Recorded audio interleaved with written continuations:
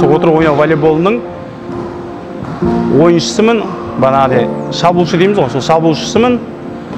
Енді мен бұл спортқа 2011 жылы келдім. Қазіргі Қазақстан Республикасының спорт шеберімін. Жалпы отбасылымын, 3 бала-шағам бар, 1 ұлым, 2 қызым бар, әке-шешем бар, Аллаға шүкір. Бұл спортқа енді мен оқыстан ойда жоқта келдік, аяғымыздан ойда жоқта келіп қалдық.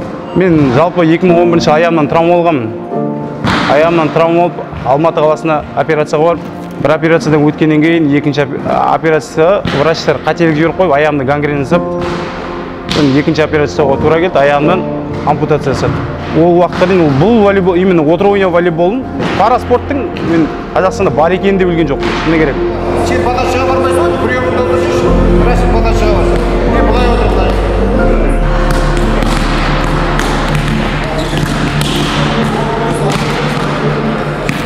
Енді біздер ұлттық құрама қазіргі таңда әлем бойынша 9-ші орында тұрмыз. Әлем бойынша 80-ге жуық команда бар. Біздің үлкен жетістіктеріміз енді Азия, чемпионат Азия дейміз ғой. Соның күміс жүлдегері, қола жүлдегері. Аты жөнім Тақауов Бауыржан Бақытұлы. Бүгінгі күні осы отырып ойнау волейболынан ұлттық құраманың бас жаттықтырушы қызметін атқарамын. Уақытында өзімізде ойнадық. Осы ұлттық құрамамен бірге енді бүгінгі күні 2014 жылдан бері осы ұлттық құрамамен бірге жұмыс жасаймын.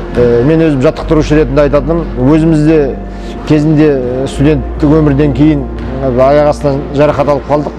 Сол аяғымыздан енді қиыншылықтар болды, бәрі өтті кетті. Бірақ бүгінгі заман талабы басқаша. Сондықтан осы балаларға бір кішкентай болса да жаңағыдай көмек болсын, дұрыс қалыптасып кетулеріне бір себепші болсақ деп ойлаймыз. Осы балалар бұрын спортпен шұғылданбаған балалар. Бүгінгі күні қазір ұлттық құраманың негізгі спортшылары болып есептеледі.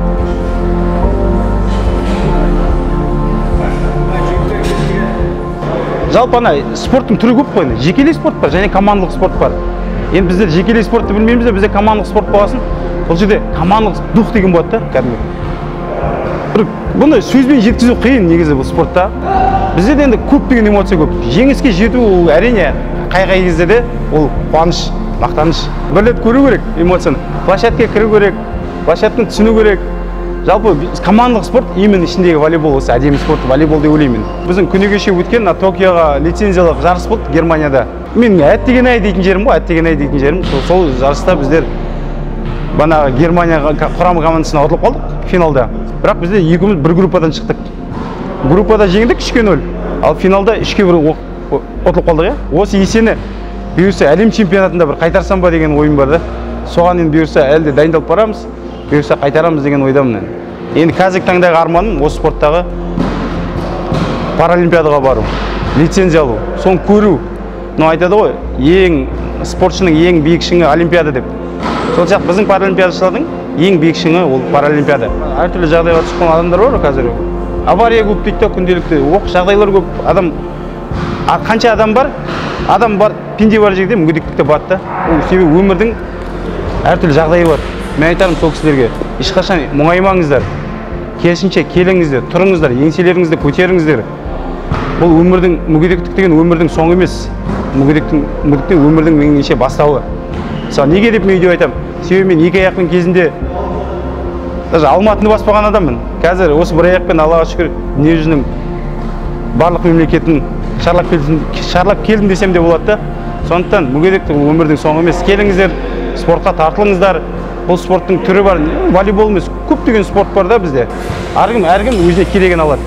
Бұл қазіргі таңда біздің пара спорт Қазақстанда жақсы даму үстінде. Бірге туымызды көтерейік, әнұранымызды шырқатайық. Қазақстан спорты жоғарғы деңгейге көтерілсе екен деймін.